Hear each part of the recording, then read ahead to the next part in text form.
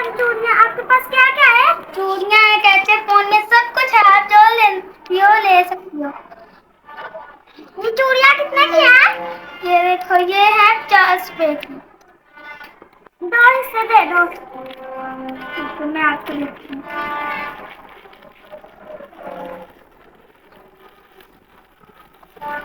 ये आपकी चूड़ियाँ।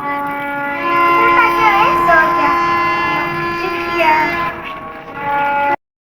अरे वाह, आज तो अच्छी सेल हुई है। ओ कितना बड़ा बाजार। आज तो मैं लेके ही रहूंगा।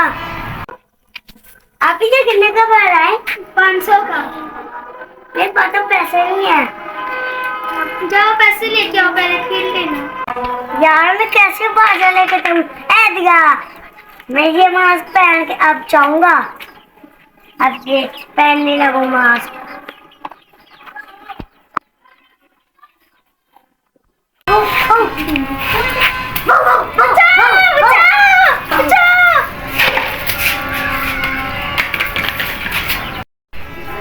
वाह कितना बड़ा ताजा मिल गया। आप तो मेरे 14 दिन ऐसे ही गुजर जाएगी बजाते बजाते।